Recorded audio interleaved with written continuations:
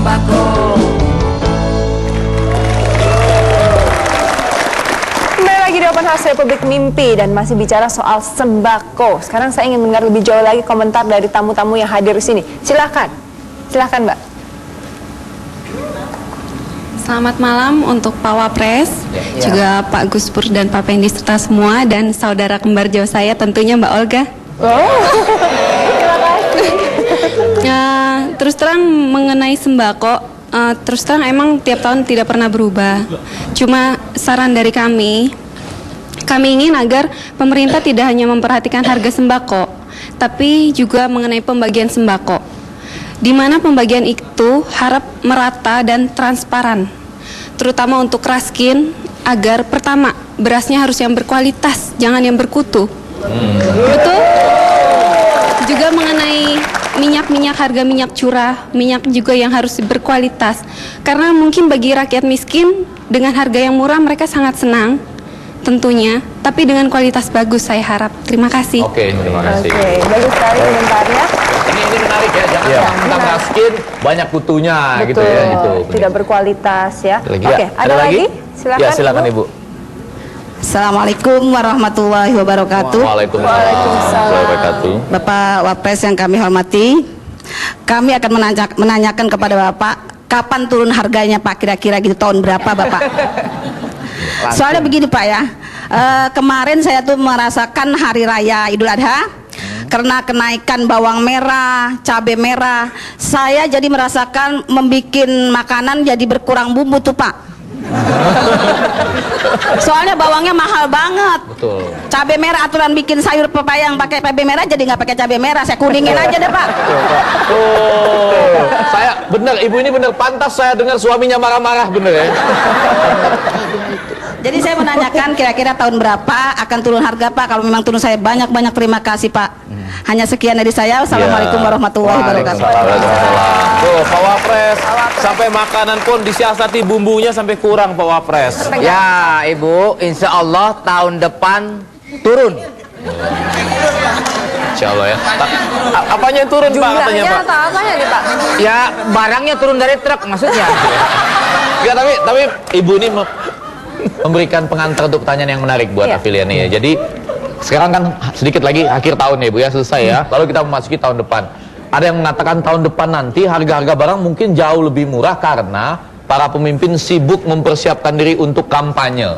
Nah, lalu mereka berupaya untuk berbuat yang populis, yang populer. Apa memang demikian? Bukan hanya murah, malah nggak bayar. Masyarakat nggak bayar.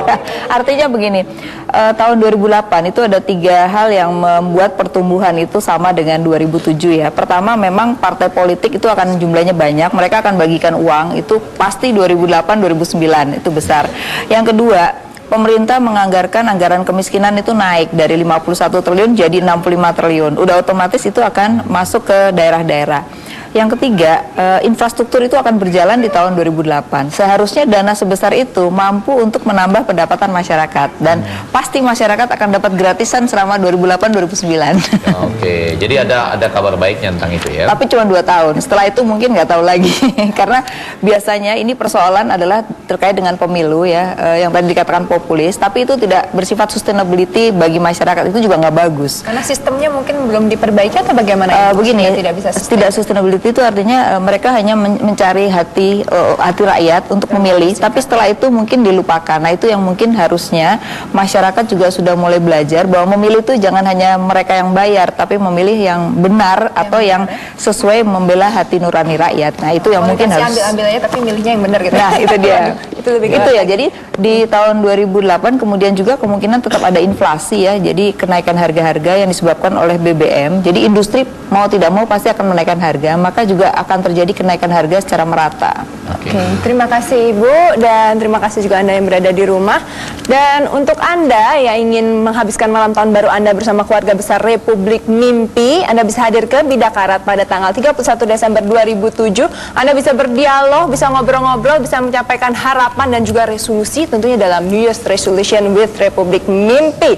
Kita jumpa lagi minggu depan, dan sebelumnya kata penutup silakan. Ya, jadi memang Kita tahu ya, pastilah pemerintah, Menteri Perdagangan, Pak Wapres juga sudah melakukan berbagai hal, walaupun sembako masih naik harganya. Tapi ada tips-tips nggak Pak, supaya hasilnya itu bisa lebih baik? Ya, supaya kita jangan terlalu tergantung dengan 9 bahan pokok. Misalnya kita melakukan diversifikasi terhadap pangan. Diversifikasi. Misalnya kita terbiasa dengan makan beras, kita biasakan makan ubi bakar, singkong bakar. Iya. Oke ya.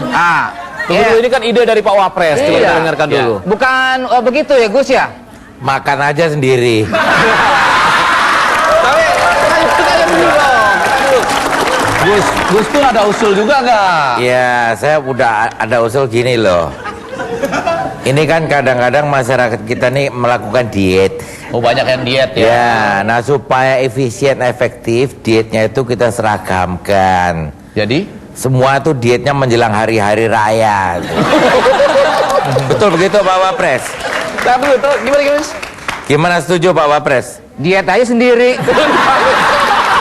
Ya, baiklah, kita ketemu lagi minggu depan. Tetaplah selalu open house di teras istana. Republik Mimpi. Waktu kau lewat, aku sedang mainkan gitar.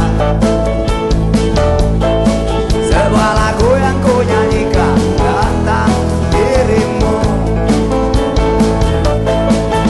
Seperti kemarin, kamu hanya lemparkan senyum, lalu pergi.